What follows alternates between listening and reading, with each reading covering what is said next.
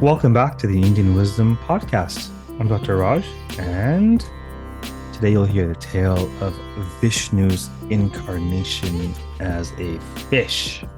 Yes, a fishy tale indeed, but perhaps an insightful one, filled with little wisdom nuggets that you might be able to use in your life. So, a long time ago, Manu, the primordial man, he was, situated on the banks of the Ganges, performing ablutions. He was doing some ritual practice with the sacred water from the Ganges, the Ganga.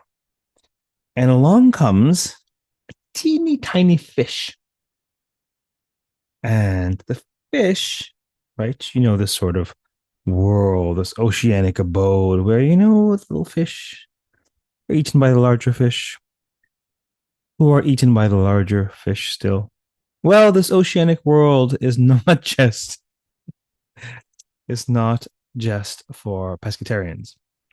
This is a metaphor for, the world in general. And so this teeny tiny fish, very politely and graciously asks Manu to protect him, right? One of the great dharmas of Viṣṇu is to protect, right? And so what does he do? Does he bother with this teeny tiny fish? I mean, there's so many teeny tiny fish in the sea, and what does he choose to do? Karmic theory is all about choices, the choices we make, particularly choices that affect other sentient beings.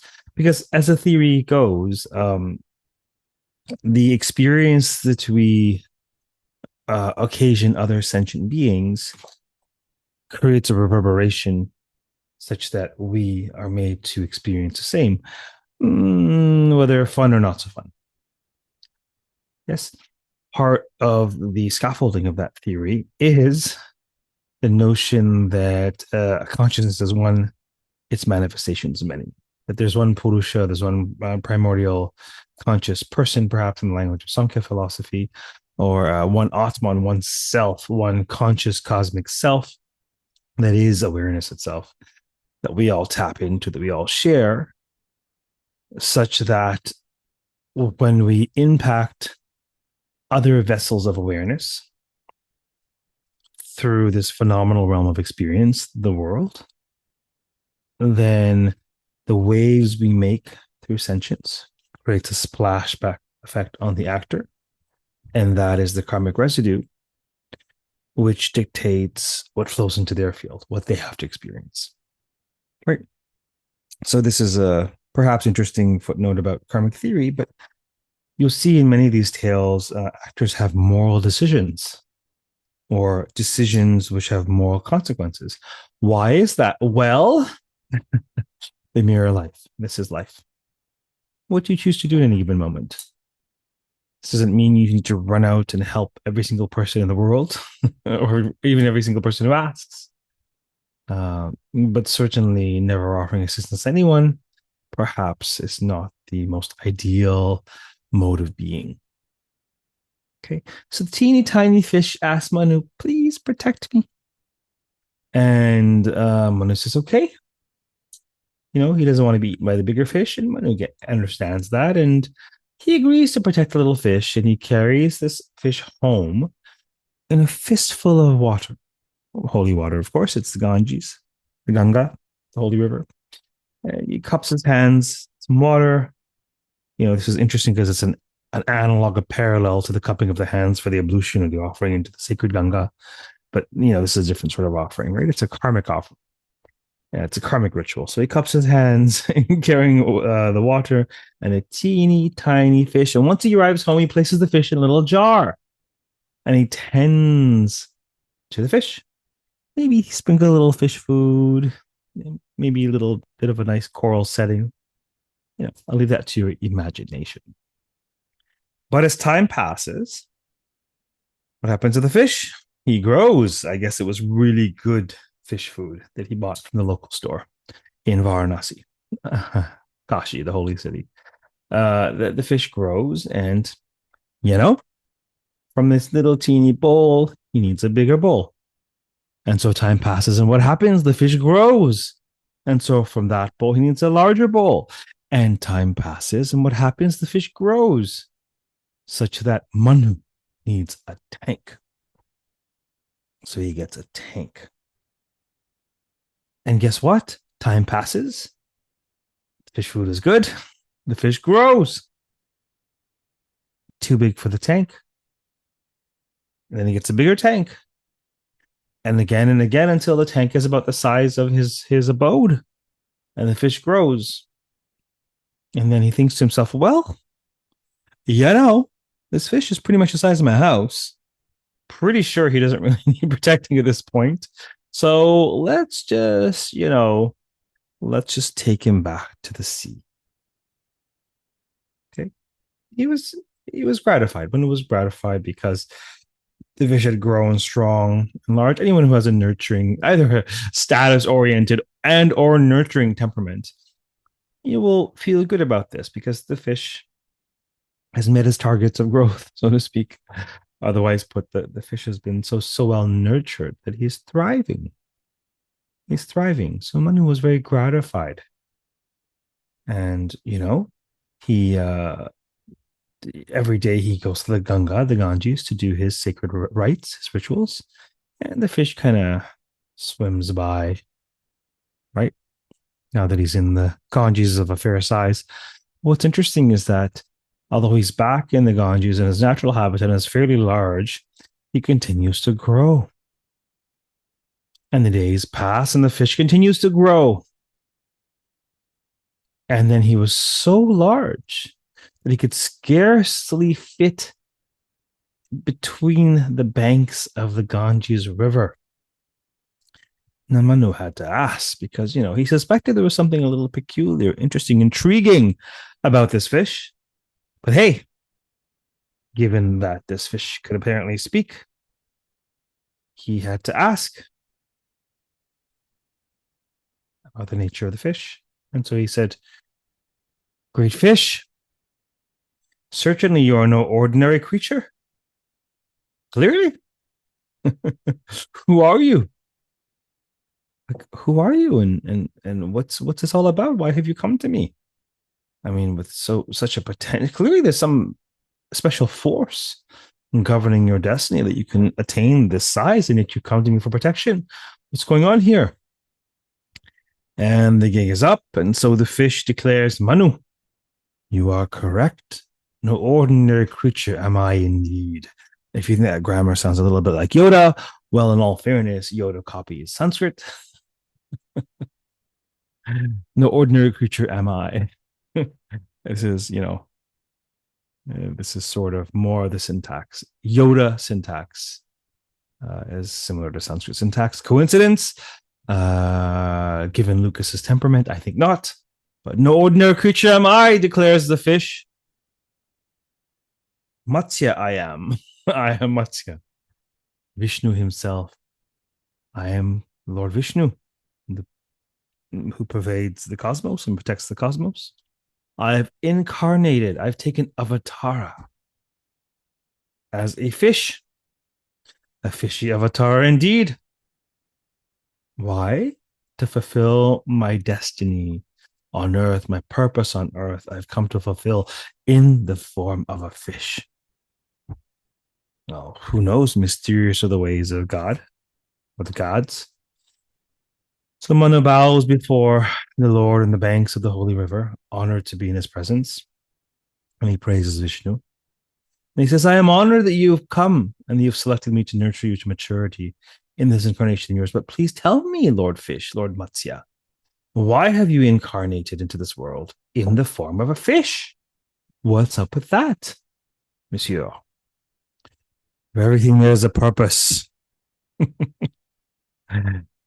Manu, philosophy comes, yes. There's never a straight answer. If you don't like the scenic route, then stories in general are not for you. And Indian stories in particular are definitely not for you.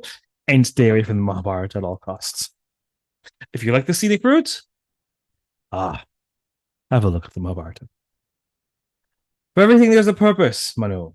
Every creature has its own skill, its nature, its niche, its dharma. It is only as a fish that I may fulfill my avataric purpose.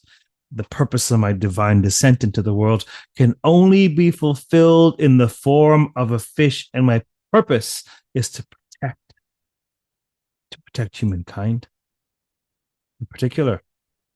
No other creature but a great fish can accomplish the task before me in this age. And you have well passed your test. As a reward for your kind protection, you will be protected 1,000-fold. Wonder and awe fills Manu as he replies, thus, Lord, what danger befalls me? And how will you protect me? Oh, I will protect you. Well, great. Oh, I thank you. On the one hand, the optimists or idealists, thank you, I have protection. The pessimists and the cynics, why do I need it? Protection from what? What's going to happen? Listen, Henny Penny, settle down. Okay. Yeah, Manu was simultaneously reassured and sort of also a little obviously concerned about what is to come. So, what does Manu say?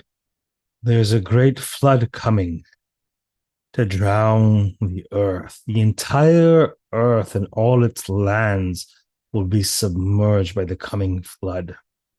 The beasts of the earth will perish in this great deluge. Only in my fish incarnation can I save creation from this great flood. Go forth, Manu, and build a great ark in which you will secure the finest seeds and animals of the earth in order to repopulate the earth once the waters subside. Bring yourself, bring your family. So this is an interesting question. As we deliberate colonizing Mars or not, as we deliberate saving the earth or not, as we deliberate the future of civilization, as we deliberate culture, the constituents of culture, what constitutes culture, what's essential, what's not. This is an interesting thought experiment. Water will overtake the earth, and you will have one vessel. It's like sending sort of a vessel to Mars type thing. You have one vessel whereby to repopulate the earth. So the question becomes, what is of value to you? What is of value to civilization?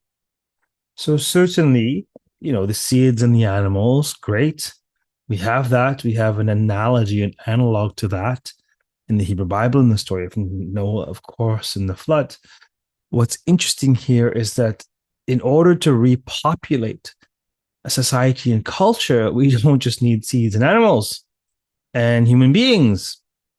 We need rishis, sages, 7 seers, along with the divine Vedic revelations, which they embody. So the idea that this is crucial for the repopulation of the earth and thriving of human existence, this is a fascinating idea, isn't it? With these you will rebuild and populate the world once the waters subside. I'll meet you at the mouth of the Ganges when the rains commence. With that much swam away, Manu prostrated on the banks of the Ganga in wonder and awe at all that just transpired. And he was certain that he didn't accidentally have some interesting mushrooms that morning, so he knew this must be real. People get caught up with this notion as to whether mythological stories or Itihasa Purana, the epics or the Puranic tales are real in an historical sense, in sort of a materialistic sense. And really what this question bespeaks is an important question. But what it bespeaks is a privileging of certain kinds of knowledge. And what it bespeaks is sort of the fallacy of using empiricism as the metric of meaning and the metric of being. And irrespective of whether such tales as this are historically true, they are most certainly spiritually true. Because they hold in their loins the potential for spiritual progress and perhaps even perfection. Yes. So he was in wonder and awe at this sort of exchange with this fish. So he goes back and he commences the construction of a great ark, as instructed by Matsya, Viṣṇu's fish incarnation. It was of massive dimensions, strongly built and well insulated against the elements. The ark was filled with the finest seeds and animals of all creation, birds of the air and beasts of the land. Manu also gathered the seven seers, the Saptarshis, and told them, informed them of the impending danger. I'm sure they were like, yeah, we know. We're aware. We're plugged in. We already downloaded that information. All good. We were expecting you. Probably something like that. But anyways, he honors them well and beseeches them to join him, and they do. And the Vedic revelations, you know, also came with them because they were etched upon their hearts.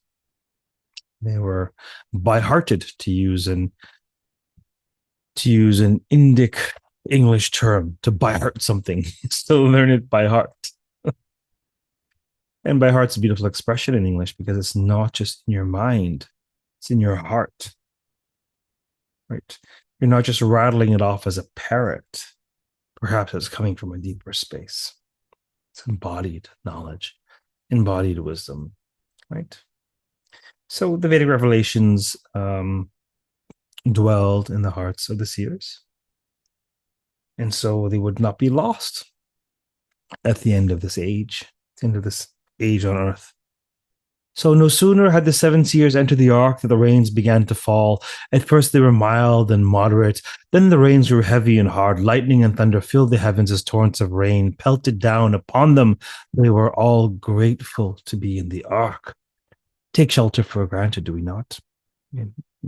Many of us listening to this podcast, no, not everyone.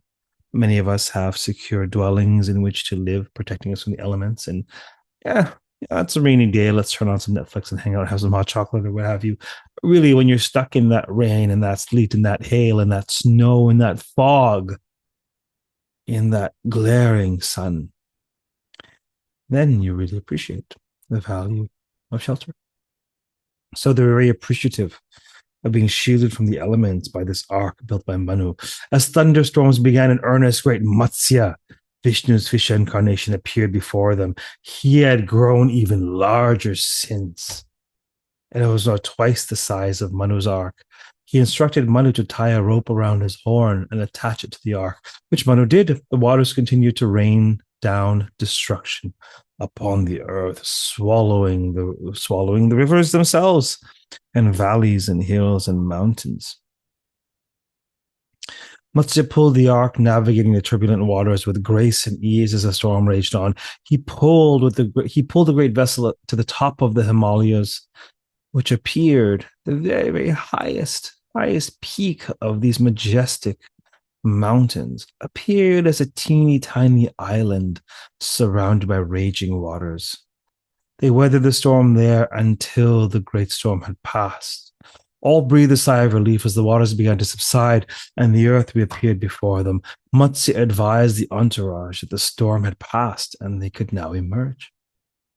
Looking out upon them, Viṣṇu assumed his divine form, his cosmic form, and addressed them thus: for protecting a tiny fish, you've been protected from this great deluge, Manu, first of men. Go forth and repopulate the earth, for it has been saved by my grace. And of course, in this realm, I've been saved by yours. I've discharged my duty to protect creation through my divine fish through my divine fish incarnation. I will return again and again and again, whenever, wherever needed, in whatever form to best suit that purpose. I will return as dwarf, as lion, as man, to protect the world age after age once it is imperiled. I bless you to repopulate the earth and build a society founded on the divine Vedic revelations. And most importantly, Manu, never forget to protect the imperiled as you protected me when I was just a teeny tiny fish. The imperiled, like me, are divine in flesh and worthy of protection. All hail the great god Viṣṇu until he vanished out of sight. They then set out to do as he instructed and repopulate the earth. A fascinating tale indeed. There's so much in there. Who are you protecting? Do they need to be protected? Do they deserve to be protected? Are you doing a good job of protecting them? Is it your responsibility to protect them? Who are you not protecting? And should you be? Who on the global stage remains unprotected? And should they be? The power of protection is the power of sustenance in this realm. To be protected is to be saved, is to sally forth and live. And to suffer the absence of protection all too often is to suffer demise. Hopefully this has been somewhat enjoyable. Perhaps a bit instructive. Who knows? Time will tell. I'm Dr. Raj Balkaran, and you can study with me online at the Indian Wisdom School, indianwisdomschool.com. Feel free to reach out if you'd like a talk at some venue, etc., etc. And keep well as you continue to percolate and integrate these teachings. Namaste.